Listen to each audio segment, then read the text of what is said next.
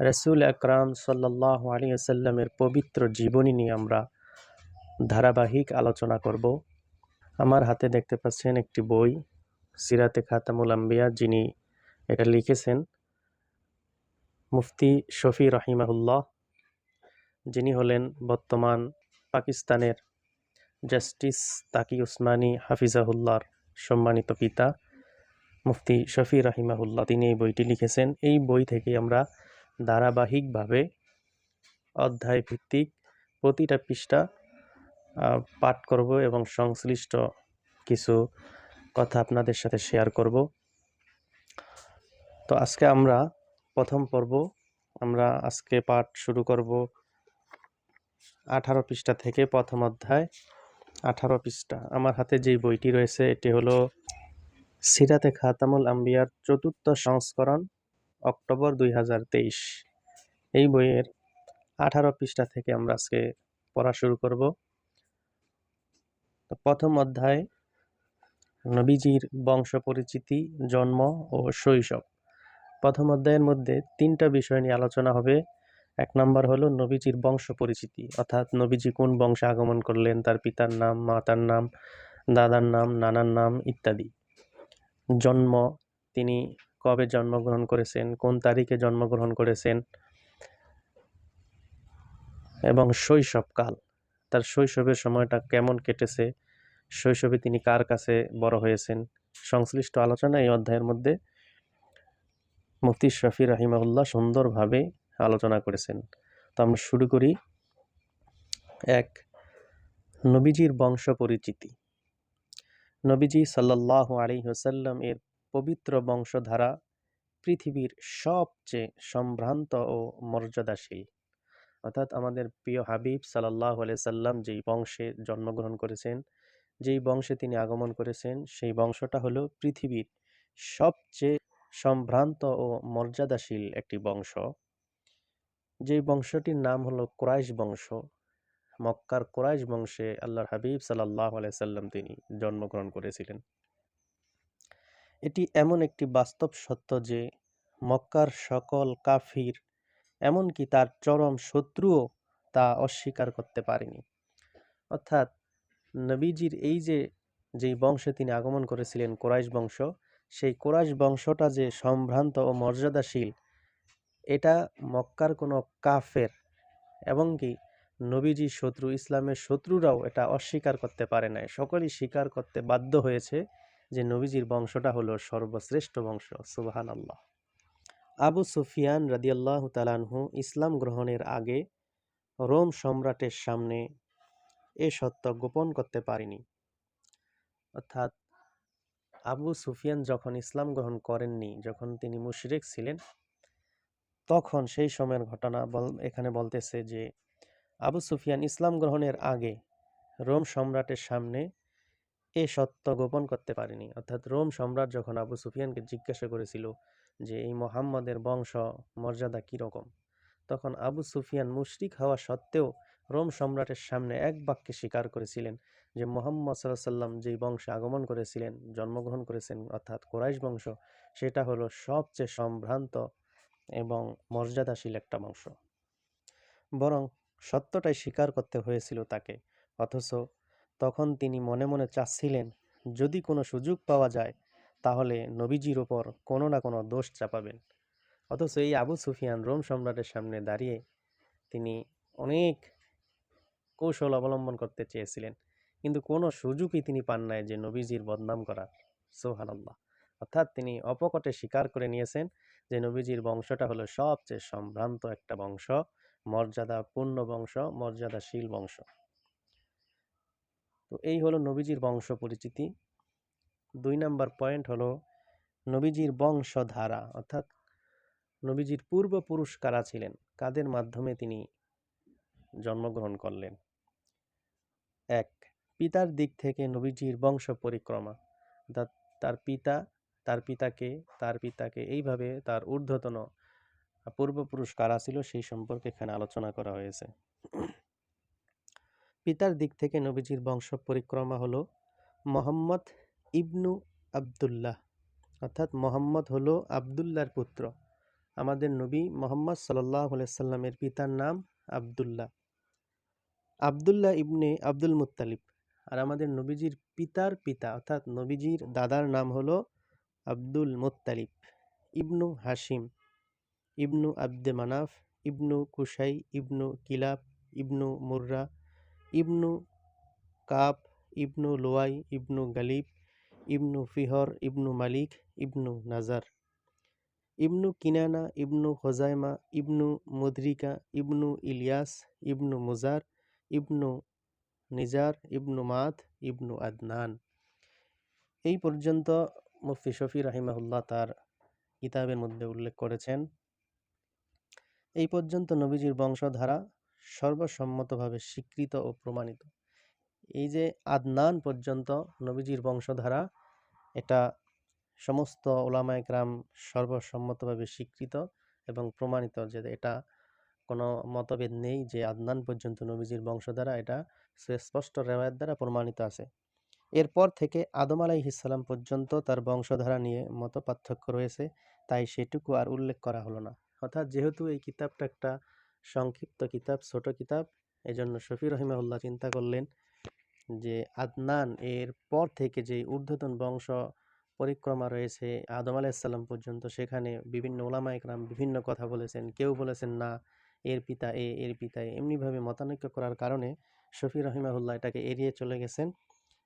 এই আদনান পর্যন্ত এখানে নবীজির বংশধারা উল্লেখ করে তিনি বাকি অংশটা এড়িয়ে গেছেন। এবার আমরা দেখব 2 নম্বরে মায়ের দিক থেকে নবীজির বংশ পরিক্রমা, অর্থাৎ তিনি মায়ের দিক থেকে কোন বংশের। এখানে উল্লেখ করেছেন মোহাম্মদ ইবনু আমিনা, অর্থাৎ মোহাম্মদ সাল্লাল্লাহু আলাইহি সাল্লামের মায়ের নাম হলো আমিনা। এটা আমরা সকলেই জানি। আমাদের প্রিয় নবী হযরত মুহাম্মদ মুস্তাফা সাল্লাল্লাহু আলাইহি সাল্লামের মাতার নাম ছিল আমিনা। আমিনা বিনতু ওয়াহাব, অর্থাৎ নবীজির নানার নাম ছিল ওয়াহাব। ইবনু আব্দুল মানাফ ইবনু জোহরা ইবনু কিলাব। উপরিউক্ত আলোচনার পর জানা গেল যে কিলাব ইবনে মুররা পর্যন্ত পিতামাতার দিক থেকে বংশ পরিক্রমা ভিন্ন হলেও এরপর থেকে একসঙ্গে মিলে গেছে। অর্থাৎ নবীজির পিতার বংশ এবং মাতার বংশ কিলাব ইবনে মুররা পর্যন্ত বংশ পরিক্রমা ভিন্ন হলেও এরপর থেকে একসঙ্গে মিলে হযরত আদম আলাইহিস সালাম পর্যন্ত চলে গেছে। তো 3 নাম্বার পয়েন্ট খুবই গুরুত্বপূর্ণ, পৃষ্ঠা নাম্বার 19। এখানে 3 নাম্বার পয়েন্টে উল্লেখ করেছেন নবীজির জন্ম পূর্ব বরকতের সুবাস। আল্লাহর হাবিব সাল্লাল্লাহু আলাইহি ওয়াসাল্লাম এই দুনিয়াতে আগমন করবেন, এই আলোচনা পৃথিবীর সৃষ্টি শুরু থেকে কিন্তু হয়ে আসছিল। আল্লাহর হাবিব সাল্লাল্লাহু আলাইহি ওয়াসাল্লাম শেষ নবী হিসেবে আগমন করবেন, এই আলোচনা রূহের জগৎ থেকে শুরু হয়ে গিয়েছিল। সুবহানাল্লাহি বিহামদি। তো শফি রাহিমাহুল্লাহ এখানে উল্লেখ করতেছেন যে নবীজির জন্মপূর্ব বরকতের সুবাস কেমন ছিল। তিনি লিখতেছেন, প্রভাত হওয়ার আগে সুবহে সাদিকের আলো এবং রক্তিম পূবাকাশ যেমন পৃথিবীকে আলোকোজ্জ্বল সূর্যোদয়ের জানান দেয়, তেমনি নবুয়াতি সূর্যের উদয় মুহূর্তে যখন একেবারে নিকটে, তখন পৃথিবীর বিভিন্ন জায়গায় এমন সব ঘটনা ঘটতে লাগলো যা নবীজির শুভ জন্মের আগমনী সংবাদ দিচ্ছিল। অর্থাৎ তিনি একটা উদাহরণ দিয়েছেন চমৎকারভাবে যে প্রভাত হওয়ার আগে সুবহে সাদিকের আলো, যে পৃথিবীতে সূর্য আগমন করবে, সূর্য উঠবে, এবং রক্তিম পূর্বাকাশ যেমন পৃথিবীকে আলোকোজ্জ্বল সূর্যদের জানান দেয়। যখন ফজর হয়ে যায় তখন আস্তে আস্তে করে পূর্ব দিগন্ত ফর্সা হতে থাকে। ওই ফর্সাটা দেখে, পরিষ্কার আকাশটা দেখে বুঝতে পারা যায় কিছুক্ষণের মধ্যেই সূর্য উদিত হয়ে যাবে। ঠিক তদ্রূপ আমাদের প্রিয় নবী সাল্লাল্লাহু আলাইহি ওয়াসাল্লামের যখন পৃথিবীতে আসার সময় হয়ে গেছে, ঠিক তার আগে কিছু শুভ আগমনী বার্তা, আগমনের নিদর্শন প্রকাশিত হতে লাগলেন।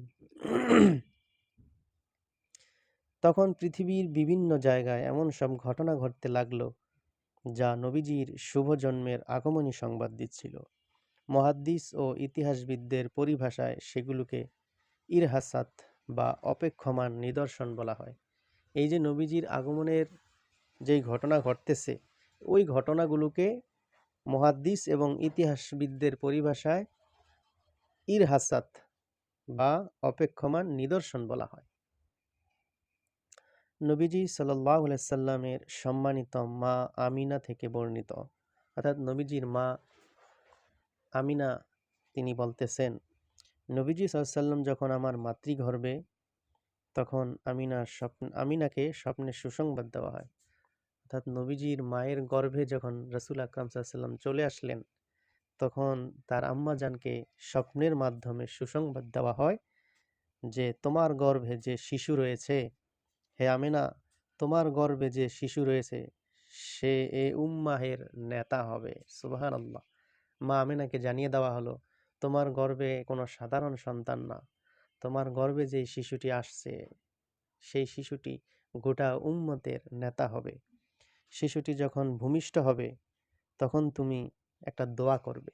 সেই দোয়াটা হলো, আমি তাকে এক আল্লাহর আশ্রয়ে সমর্পণ করছি এবং তার নাম রাখবে মুহাম্মদ। অর্থাৎ মা আমিনাকে স্বপ্নের মধ্যে 3টা কথা বলে দেওয়া হয়েছে।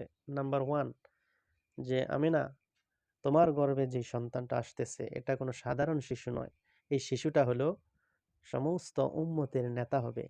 নাম্বার 2 হলো যে যখনই তোমার এই শিশুটা ভূমিষ্ঠ হবে, দুনিয়াতে চলে আসবে, তখন তুমি আল্লাহ তাআলার কাছে দোয়া করবে, এইভাবে আমি তাকে এক আল্লাহর আশ্রয়ে সমর্পণ করছি। আর 3 নাম্বার হলো যে তার নামটা রাখবে মুহাম্মদ সাল্লাল্লাহু আলাইহি ওয়াসাল্লাম।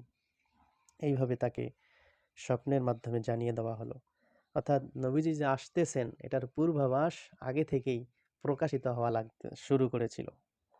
আমিনা আরও বলেন, নবীজির আম্মাজান আরও বলেন, মুহাম্মদ যখন আমার গর্ভে আসেন তখন আমি একবার এমন একটি আলো দেখতে পাই যে আলোতে শামের বুসরা শহরে বড় বড় প্রাসাদ আমার দৃষ্টিগোচর হচ্ছিল। আম্মাজান আমিনা রাদিয়াল্লাহু তাআলা আনহা তিনি বলেন যে আমার গর্ভে যখন মুহাম্মদ চলে আসলো, তখন আমি একটা আলো দেখতে পেলাম, একটা নূর দেখতে পেলাম, যেই নূরের আলোতে হাজার হাজার মাইল দূরে ওই শাম দেশের বুসরা শহরের বড় বড় প্রাসাদ আমার দৃষ্টিগোচর হয়ে গেল।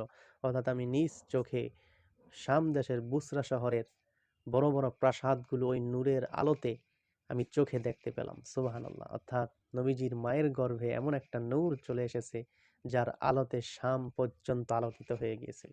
সুবহানাল্লাহ। আম্মাজান আমিনা আরও বলেন, আমি এমন কোনো মহিলাকে দেখিনি যারা গর্ভবতী হয়ে আমার মতো এত হালকা ও সহজ বোধ করেছে। অর্থাৎ আমিনা রাদিয়াল্লাহু তাআলা আনহা তিনি বলেন যে আমি যখন শিশু মুহাম্মদকে গর্ভধারণ করলাম তখন আমার কোনো কষ্টই হচ্ছিল না। অন্যান্য মহিলারা যেমন কষ্ট অনুভব করে, বমি বমি ভাব থাকে, অসুস্থতা, অলসতা ইত্যাদি বিষয় পরিলক্ষিত হয়, আমার ক্ষেত্রে সেরকম কিছুই দেখা হয়নি।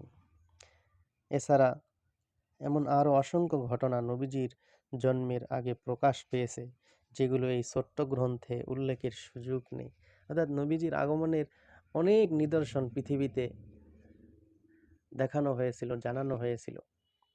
তো মুফতি শফি রাহিমাহুল্লাহ এটা যেহেতু তার ছোট্ট একটা কিতাব, এই জন্য মাত্র 2-1টা ঘটনা এখানে উল্লেখ করেছেন, বাকিগুলো অন্য অন্য কিতাবে বর্ণিত আছে।